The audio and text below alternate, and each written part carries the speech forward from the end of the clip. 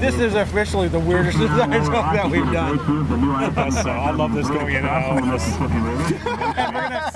And we're probably going to have to do subtitles. Like, we're going to have to do subtitles. Make it so easy to read. You can use one of my fonts. A good way to do your fonts. When I look at the Huggies font, that was, kind of the most custom level of personalization.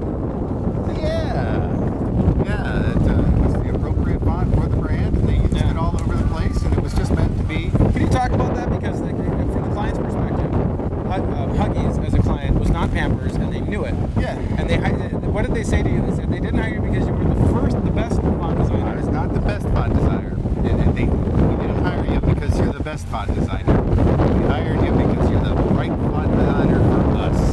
And I had the right personality and style that they were looking for. And it turned out just so well. And it was just right before I had my own boys, so I got to raise him in Huggies and had my fonts on the box. Cheers. Here's to that. Cheers. And what's your son's name? Oh, hold on here. Hold on. I guess Can we pause for a moment? We're gonna have to rough it. this. Oh, I don't think there's no pause in design smoke.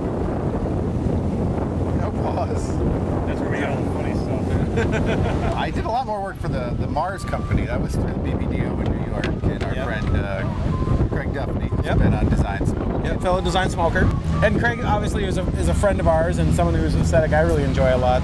As I remember that project, there was a language component. That was what was so exciting to me, that I learned so much from the project, that they were a global company, so they needed a font with global reach. So I created the Cyrillic character set and the Greek character set. And for those who are not familiar with Cyrillic, what is Cyrillic? Well, Greek is for people in Greece and Greek people who aren't in Greece anymore. Cyrillic is for Russia, Ukraine, Macedonia, Romania, Croatia, I believe. And it has a much different entomology. When you did the M&Mars it was dictated by a king. He said, "This is the way the alphabet's going to be." It didn't evolve naturally like. Well, no, it borrows 40 to 60%. There's a big chunk of it that borrows from the Latin.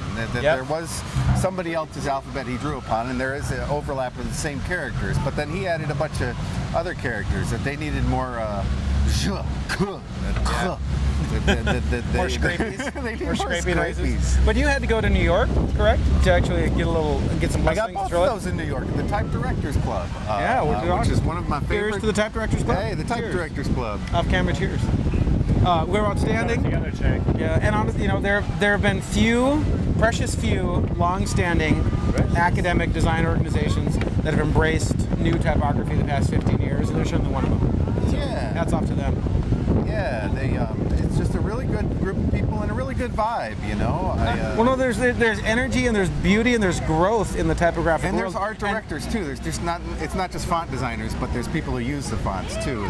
It's a different relationship. It's the same relationship I probably guess that you and I have, in that I'm not a font designer. I really love fonts, and I have probably a sycophant relationship just trying to see new stuff out there. But there's health and there's beauty and there's really joy in the emerging font community, particularly in Minneapolis, but around the world.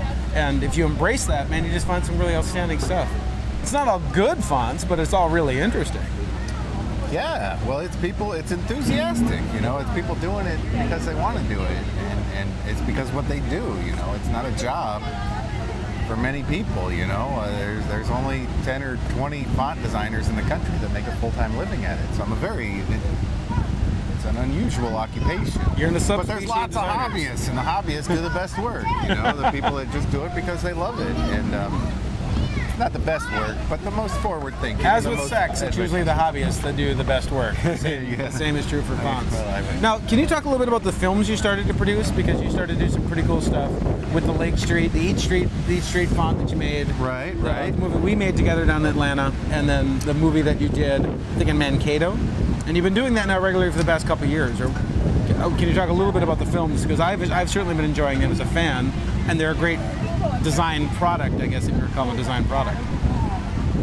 The films, yeah, it's a natural adaptation to the newest technologies. You know, I mean, I moved to the internet because I couldn't afford paper, and now I'm on the internet, and I can't afford advertising. So, how do you get people to your website? You know, I mean, one is created a valued service that actually gives them something and rewards them for visiting my site and being relevant. You know, that there's a lot of talk about search engine optimization, about how to get traffic to your website, and I think the best way to get traffic to your website is providing relevant content that benefits people. Yeah, I'm hoping that term goes away. I was actually just interviewing a writer. SEO? I was interviewing a writer yesterday, and we were talking about how what absolute bullshit that is. Because Yeah. I remember designing websites in the late '90s that were designed to fool search engines. Like I did a website called World Cup World, which was designed just to get World Cup World and over and over and over again. That works too, but that's not the way I've done it. I always tried to make good work and give it out to the nobody people. likes it long term. I mean, it has no contribution long term. No.